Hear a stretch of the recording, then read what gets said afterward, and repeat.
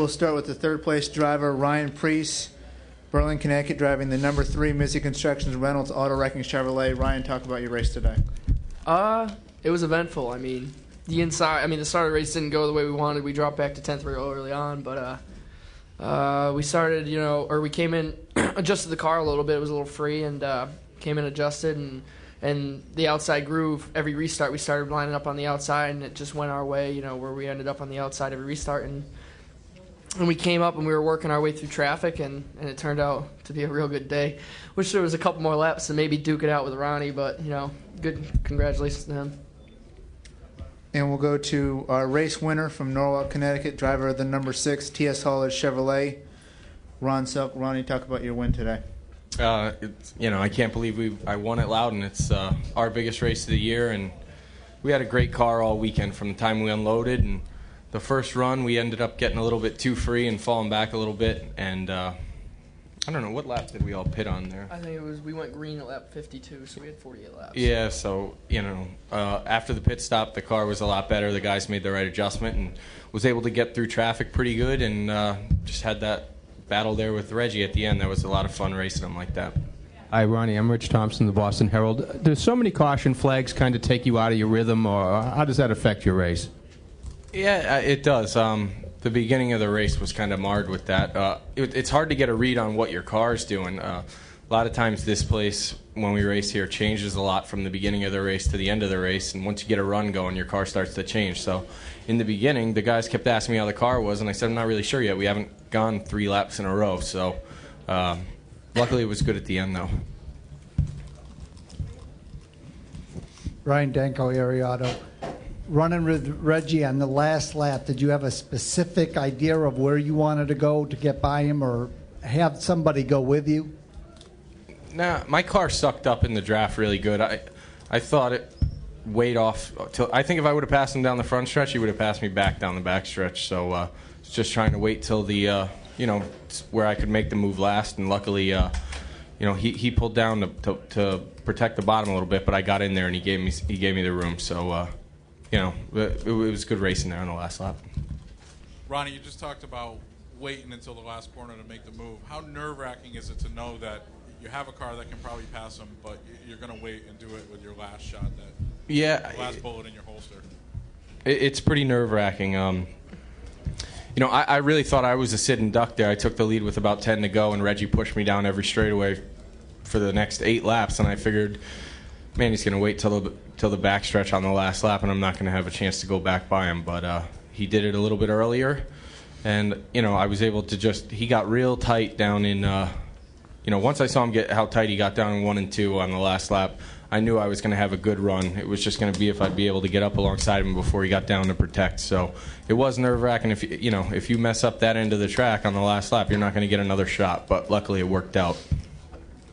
We're joined by the second place driver, the number 4 Mystic Missile Dodge, Donnie Leah. Donnie, talk about your run today.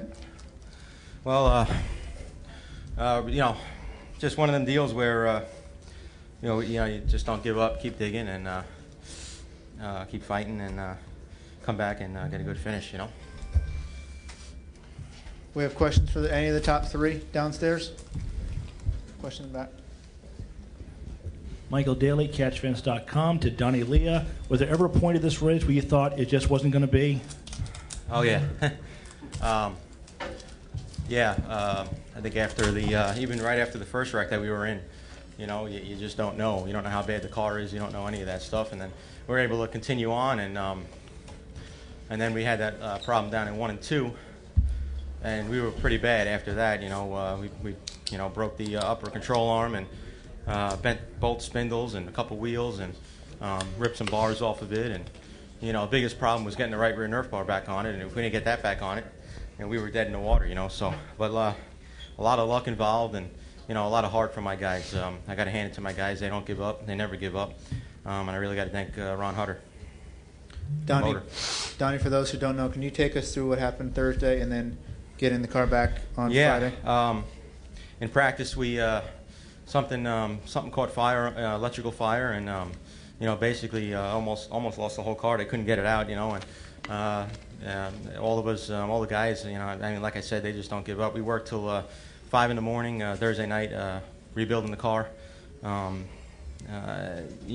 just unbelievable effort from my guys, and they deserve to run at the front and for this finish today, because they really worked hard. But a lot of luck, and really somebody looking out for us.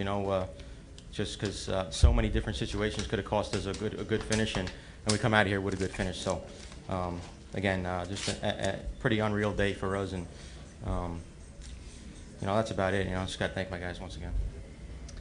Donnie, the last race you talked about, a lot of times there was no respect being shown on the track. Would you say that you and the other drivers today showed more respect or restraint?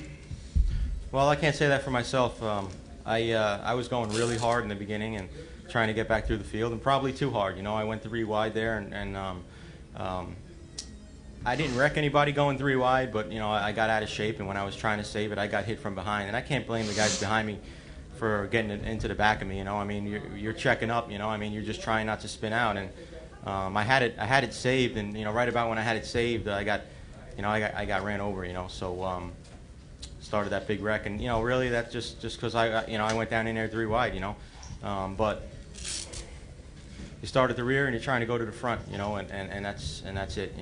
And any of these guys will tell you that, when you got a car that can win, and a car that's real good, you're just trying to get to the front. You don't know what's going to happen. You don't know if there's going to be another yellow, but it's just one of them deals.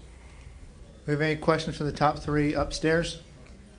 Yeah, Ronnie, can you talk about the emotion of doing this as a guy who's not a full-time driver in this division anymore, and what kind of statement it makes that you belong in a car?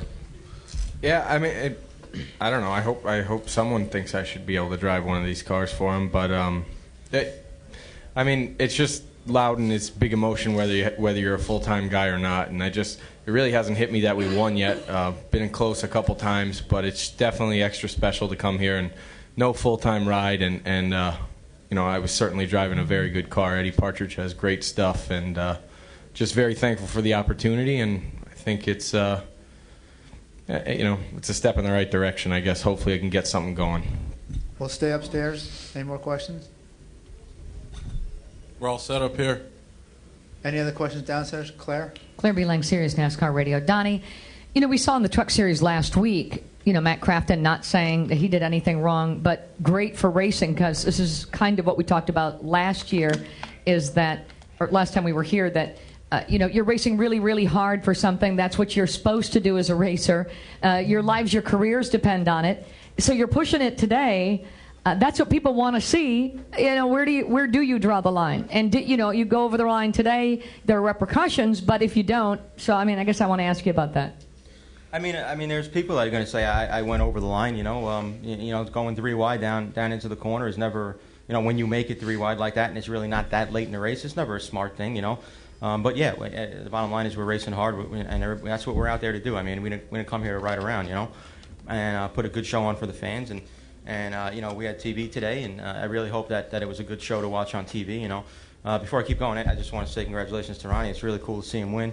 After not being in the 79 anymore, pretty cool. I'm happy for you, man. Yeah, thanks. But anyway, I don't want to sound like a broken record, but we're just out there going real hard. And they're gonna, like I said, there's going to be people that are going to say I went over the line or whatever, but I didn't wreck anybody. We went down in the corner. I got out of shape, cleared everybody, and I got out of shape. I was collecting it and got hit from behind. So that's all you can do is try your best, and wherever you end up, you end up. All of us here. Last lap there, everybody's going for it. 4 guys in front of me, banging off each other, and you make a left and you go for it. You try to get to the start finish line.